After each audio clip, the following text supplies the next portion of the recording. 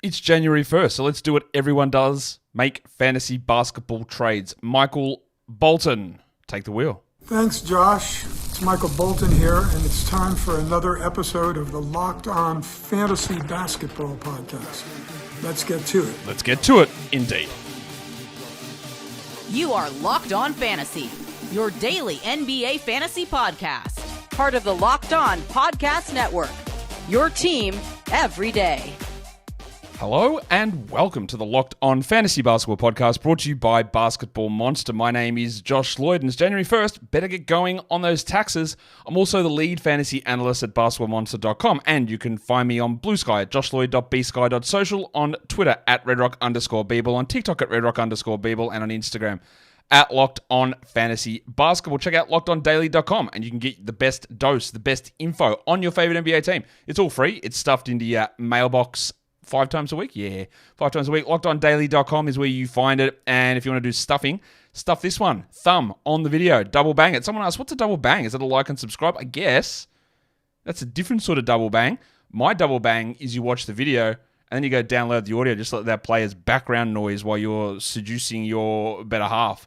Listen to the audio while you're out gardening and then put the video on the TV for the dog to watch when you go out.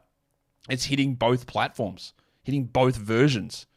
Audio, video, that's a double bang. That's a true double bang. That's a double onyx double bang, in fact. We're here to talk about fantasy basketball trades. It is National Bloody Mary Day. Who likes Bloody Marys? I went through a stage of liking them and go, oh, this is refreshing. This is an excuse to drink alcohol before 9 a.m. And now I don't even need the excuse. So don't worry about the Bloody Marys. The tomato juice is probably just a little bit too much. I've moved on to other morning beverages, a wake-up beer, that sort of thing, a scotch, whatever it is. But on the rocks, of course. It's the morning.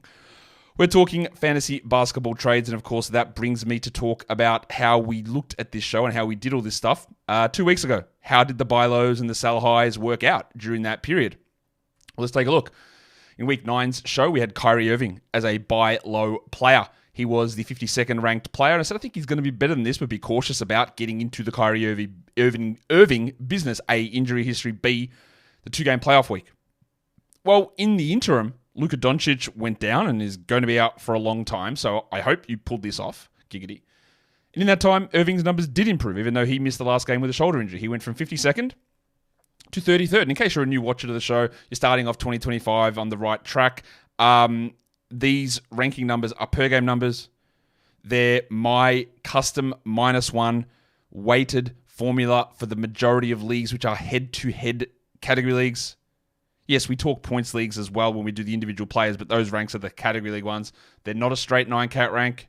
You know the follies with those, and if you don't, welcome to the show. But that is what those rankings are, right? And in the end, the numbers don't actually matter that much when I'm talking about whether they got better or worse. It's about did they get better or worse. Jaylen Brown was the second one. He was 71st, and there was a number of reasons why we talked about I thought he could get better. He's 30th since then, and with so many of these buy lows and sell highs, and it doesn't always work out, of course, but often those players will swing past where I think they're going to be, and then they maybe veer a little bit into the sell high, which is, I think, where Jaylen Brown sits at 30. That's marginally too high for me. Fred VanVleet was the easiest call on the board. He's still not back to as good as I think he can be, but he was 191st. He's 53rd since then. Devin Vassell was also relatively easy, and part of the reason I brought Vassell up is that people were asking me, man, do I drop this guy? And he's still got not a long way, but he's got more to improve on. He was 200th. He's 118th since then. I don't think he's a top 50 player. I don't think he's a top 60 player. I'm not sure he's a top 70 player, but top 100 I do think he is. So he's 118th since we did the show. I think he's got a little bit more to go there. And of course, the Mark Williams one was interesting because he was starting to get going. He wasn't fully there. There were still people who were telling me and telling you and telling whoever wanted to listen that Nick Richards was the better player and that Hornets were done with Mark Williams and he wasn't going to play. He was only going to play 12 minutes a night moving forward. And that's where you had to try and take an advantage of that. 192nd Mark Williams was, and since then he is 54th. And I'm going to be honest with you, I actually think he might be better than that. I don't know. If he's playing 30 minutes a night, which he did last game, and he won't every game, but if he's 29, 30 minutes a night, like 54 might not be high enough. It might not be. He has been unbelievably good. We're worried about the fragility and the way the injuries have lingered for 2 years, but that's unbelievably good. The sell high, and then the buy lows and sell highs this year, we haven't had many clean sweeps at all in terms of all of them working. This one did. And what about the other side on the sell highs? Do we go 10 for 10? Bad drum roll. Yeah, we did. The sell high ones as well. The Jimmy Butler one is unfortunate for Jim. Like, one of the worst cases of cholera in the continental United States, I'm sure Jimmy Butler copped. He was 18th, and since then he is 363rd because he had an ankle injury. He had a million trade requests, of course. Jimmy's almost, and I know there's going to be plenty of people who love Jimmy Butler watching this show, and I used to really be a pretty big Jimmy Butler fan, but he really does annoy me with a lot of the things that happen, and I think you're all well aware of that. But at some point, he's almost like the living description of, it's not even a meme, of the comment of like, if everywhere you go is the problem, if everyone around you is the asshole, if everyone else is causing the issue, in everywhere you go, maybe it's you? I don't know. Maybe. It's possible. As Jim tries to get out of another situation, he's 363rd since we did that show. Now, he's very obviously better than that. He's going to be better than that. I hope he's returning in their next game because this return to competition conditioning nonsense needs to stop. Derek White was 30th. He's 107th since then, and much like the buy lows, how they often go past the point of where they should be, the sell highs do as well. So 30 I thought was too high for White. 107th is too low. Like, the reality for him is somewhere in the middle there. Andy Wiggins was 75th. He's 150th. I don't really know where Wiggins sits. It's been a very lean period. The shots are down. The volume is down. Dennis Schroeder has had an impact on Wiggins. So has the change in direction, which seems to change every game. Well, let's say every 3 games for Steve Kerr, because they're now focusing more on John Kuminga, and that is impacting Wiggins. So, yeah, I think 120-ish, maybe, is about right for Wiggo. Jeremy Grant, well, this was the one we said, just anytime you see a good period of games from Grant, get rid of him. 87th. Since then, 213th, which doesn't even factor in the fact that he's now out due to a face injury. Well, what is that? No interest in this man at all. I don't even think he's rosterable, honestly, in 12-team leagues. And the last one is Dennis Schroeder. 70th ranked player. He's now 292nd. Now, again, that is by far a big boomerang. That is way gone past where he's going to be. But we talked about him after the trade, and I believe this show was done after the trade to Golden State, but before he played a game for Golden State. I said, this is probably your last chance to do this because I don't think he's going to be rosterable. It has gone way worse than even I thought it would be. He will be better than this. He will have some stretches of being top 100, top 110, I think, but I don't think that you need to roster him necessarily. And if you did get any sort of consistent rosterable player, well, I think you can class that as a big, big W. Might as well just go in now. Oh, yeah, no, we'll come back and talk about that because we've got 5 buy lows, 5 sell highs, some Kings, some Bulls. Which Bull? Well, you can figure that out. We'll get back to that in a second. Today's episode, though, is brought to you by Rocket RX. Yes. Do you want to boost confidence? Do you want to take control in the bedroom? Well, Rocket RX has the solution. You can feel more prepared and you can be ready to perform at your best. Rocket RX makes it simple and stress-free. Rocket RX offers FDA-approved treatments for erectile dysfunction at a lower cost than branded alternatives. You don't have to go to a doctor. You don't have to go to a pharmacy to pick these medications up. You can get it delivered straight to your door in discreet, plain packaging. With Rocket RX, you get trusted care from a real US clinical team, complete a quick 100% online consultation, and you can get a free prescription today. Visit rocketrx.com to get started now. It only takes 2 minutes. Right now, our listeners can get 40% off your first order when you use the code LOCKEDONNBA. That is rocketrx.com. LOCKEDONNBA is the code. 40% off your first order is the offer. Terms and conditions apply. Rocket RX, better sex made simple. All right, so now we will talk about the actual buy lows and sell highs. And as I bring the screen across, a disclaimer, a reminder, I'm not going to tell you trade this guy for this guy. I think that creates narrow focus. I think it creates negative trade banter and discussion in your leagues.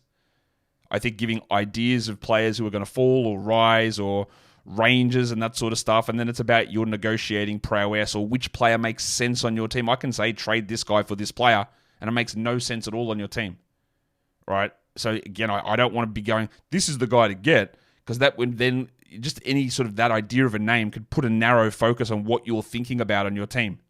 And I'm not here to hold your dick while you're pissed. Like, let's be fair. Okay, that's not what the job, or what I'm trying to do, because that's not even I don't even think that's useful. It's more about the ideas, the strategies, the theories, I think, and the ideas and the projections and that sort of stuff, I think, is where it all sits for me.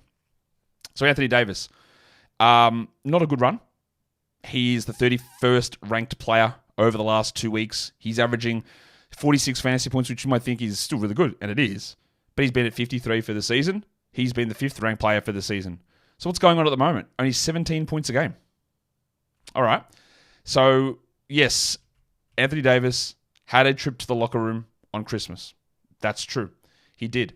But the trip to the locker room on Christmas doesn't change the fact that, yes, okay, so there were minutes down in these games across the last 2 weeks. But when you're talking about that is not the impact of why he is down necessarily. It's a part of it, right? But it's not the full impact of why he would be down like this. Because when we look at where Davis's numbers are, it's not about the minutes per game because he's averaging 32 minutes a game over that time frame. It's about why is he shooting under 48% from the field. He's only attempting 1 3 a game, which is down. He's 48% on his twos. He's at 55 true shooting. His usage is only 26. It's a lot of different things that you might think is just because of that 1 game absence, but it's, well, not even an absence, a 1 game early leave that he didn't miss any time from. That's a lot of other stuff going on there for Davis. And when we're looking at those numbers, I think he's an absolute rock solid top 10 guy. Rest of season, I don't really think that's a controversial comment at all. I think he's way better than this. I said earlier on that he's 5th for the season. That 5th is actually where I'm ranking him rest of the season, my bad. And same with the 53 points. That's what I think he's going to be able to average. Yeah, he is almost 9 points per game fewer than his season numbers.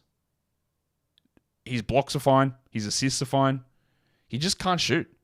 His free throws are down 7 percentage points. They're down almost 11 percentage points from last season. His free throw attempts are down. His usage are down from 31 to 26. Just some weird stuff happening. If you have to give up a first rounder to get Anthony Davis, don't do it. If it is 2 third rounders, if it's just a straight second rounder, do it. Very happy to do it. It's a slump. It's not an injury thing. It's just shots aren't going in. So that's the sort of area I'm looking for. In fantasy points leagues as well, people will often ask this question about adds and drops and trades and that sort of stuff. You've got the data, right? You know your specific league. Just look at averages across many things. Projected averages, season-long averages, last week averages, last 14 days averages, and try and figure out where they fit. So Davis is averaging 46 over the last 2 weeks. I think he's going to be a 50-plus guy. So if the guy sitting on your waiver wire are 25-point performers. Yes? So if you trade away 2 40-point players, two 40-point players, and get Davis back, that's a 55-point guy, let's say 52-point guy, how do you get that up to 80? Can you find 27 points off the waiver wire by streaming that spot? If the best guys on the wire are 25, then yeah, easily. Because remember, a streaming spot becomes 5.5 games per week. So you can do that. So giving up 2 40-point players to get Anthony Davis back, who's averaging 46, seems like it's ridiculously lopsided against you. But if we're expecting Davis to rise back up, you can stream in that extra roster spot that you create by getting 25-point guys off the waiver wire multiple times a week, then it's a W.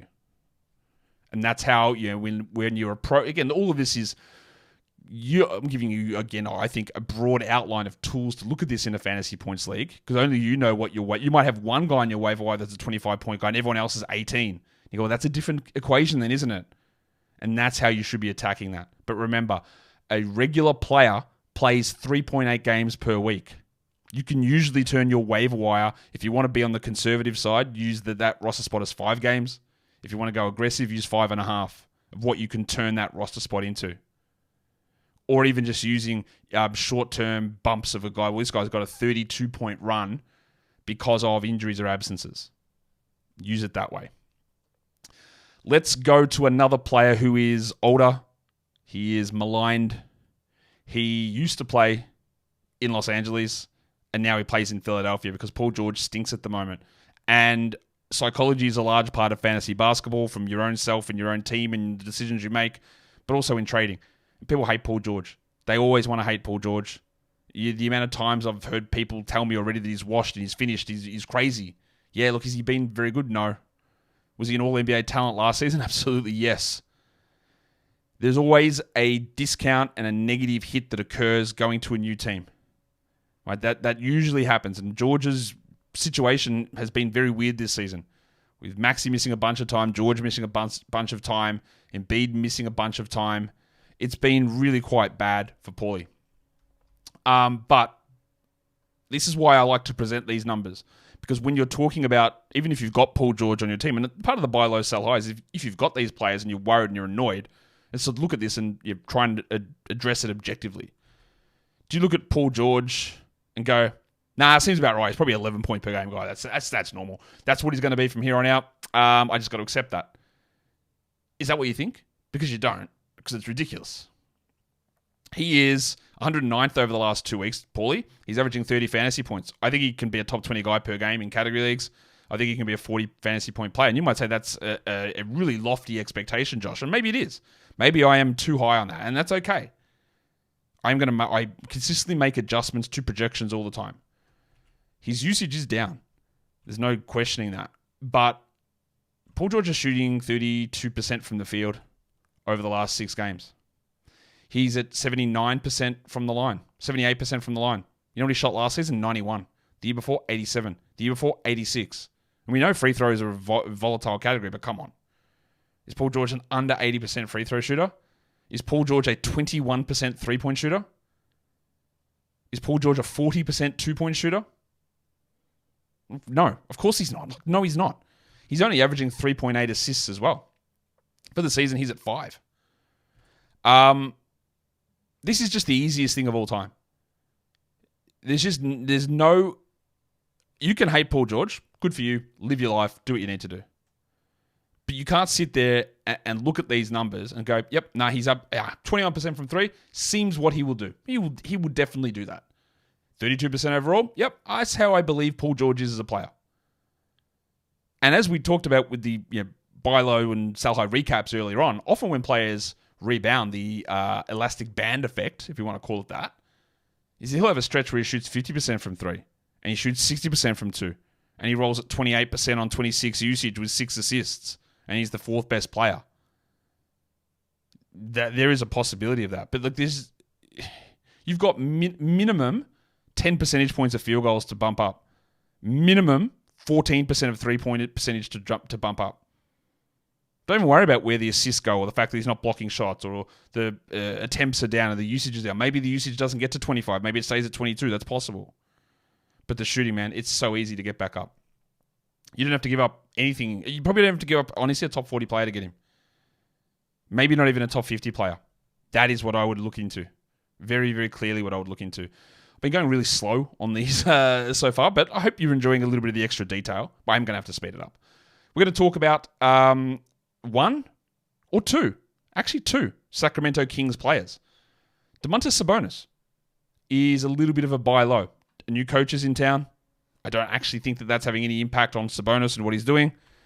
He's just in a slump. And I think some of you may not have noticed how much he's in a slump. The easiest way to notice if someone's in a slump is if they're on your fantasy team. Now, Sabonis is dealing or has been dealing with a back problem. We've seen that. But over the last 5 games, this is not particularly good, is it? He is the 38th ranked player. His fantasy points are actually fine. So if you're in a fantasy points league, this one actually doesn't apply to you. He's actually averaging 48 fantasy points, which is a very, very good number, clearly. But in a category league, things are down. The production is down. His numbers he's just not where he needs to be. And it is really easy to see. We'll start with the steals there at 0.6. Okay, that can maybe increase a little bit to 0.8. But come on, man. Look at these other numbers, how obvious this is. 47% from the field. 47%. The man is at 60% from the season. He was at 59 last season and 61 the year before that. And 57 the year before that. He's been hitting 42% of his threes this season, which is not a number I expect to continue. But that hasn't been even the issue over the last 2 weeks. He can't hit any twos. He's at 48.6% on 2-pointers. He's at 63 for the season, 61 last season, 64 the year before that. Why would he be a 49% guy? No reason. And talk about putrid. 27% on free throws. Now, the 79% that he's rolling out for the season is high, and I didn't expect that to continue. He's been 70, 74, 74 the last 3 years. I thought he'd be a negative in free throws, and he's been like a neutral to positive. But come on, 27% on only 2 attempts a game as well. He's not getting the line. He's not hitting any free throws. His fantasy rank is in the toilet due to that. His points overall are in the toilet due to that. His 2-pointers down. It's just an inexplicable, weird drop in efficiency from Sabonis, and it's going to improve. Should you view him as a first-round player? No, I don't think so. Should you view him as an early second round, basically the spot that you drafted him? Yes, I think you should. And I don't think anything with Doug Christie being there now is causing this problem. It's just weird shooting variance. I think that is as simple as it gets. We've got one more Kings player. You can debate who that's going to be on the buy low list. We'll get to that in a sec. Today's episode, though, it's a double Rocket show because we're talking about Rocket Money. Rocket Money can help you find the subscriptions that you forgot about or the ones that you were paying for twice. I'm sure that's happened to you. I know it's happened to me. There was one I think I was paying for 3 times. It's like, bro, come on. How many email addresses do I have? You got to go through and find them, and sometimes you don't get it until you get the email going, hey, thanks for renewing. You go, bro, hey, what? Didn't I just do this? And you waste that money, and then, eventually you go in and cancel it, but who needs that? You need to get that under control now. That's what Rocket Money does. Personal finance app helps you cancel your unwanted subscriptions, monitor your spending, help to lower your bills, and help to grow your own financial security. Rocket Money has over 5 million users and has saved all of those users a total of $500 million in cancelled subscriptions, saving members up to $740 a year when using all of the app's premium features. So cancel your unwanted subscriptions and reach your financial goals faster with Rocket Money. Go to rocketmoney.com/lockedon today. That is rocketmoney.com/lockedon, rocketmoney.com/lockedon. Okay, the next Sacramento King is not the one that you think. It's not DeMar DeRozan, because we had him on the show last week or the week before, who is a buy low very clearly, even though he looks terrible at the moment. But Keegan Murray is also incredibly bad. He is incredibly bad. But for as much as I am not a Keegan Murray fan overall, and that's, again, saying it depends on how you want to view those things, but my thing on Keegan was, no, he is not a star. No, he is not a future offensive legend. No, he is not this unbelievable lockdown defender. He's pretty good at it. And no, he is not this future fantasy starter. That is what my value on him. Is he solid? Sure. Can he be an okay to pretty good player? Sure. Is he set up for failure on this team? Yes. But it's too far the other way. He's 204th over the last 2 weeks. He's averaging just a putrid 20 fantasy points. Now, I think he might be able to be a 28 fantasy point player rest of season, which, honestly, is borderline. You know whether that's borderline in your league, but remember, again, you're not 1-for-1 replacing on the waiver wire. If he's a 28-point guy and there's 26-point guys on the waiver wire, and you go, I'll never find a 28-point guy, doesn't matter. The 26 streaming that spot in is way better. It's way more useful. But what he is doing at the moment, irrespective of DeMar DeRozan dropping his usage, which that has been a factor. Keegan had 18 usage last season. He is down to 15 this season, and it's down to under 14 over the last month. I'm not sure how much. I'm not sure that increases. I was quite skeptical, a lot skeptical of him this season. There were people and sites and pre-ranks that had him in the 60s and 70s, and I was like, absolutely not. No way. Do not touch this. There's no way this happens. But I didn't think it was going to be this bad. Basically, everything is in the toilet. Bro was a 40% three-point shooter as a rookie, and we heard the thing, most rookie 37, he's going to be a great shooter. And that is obviously clearly garbage.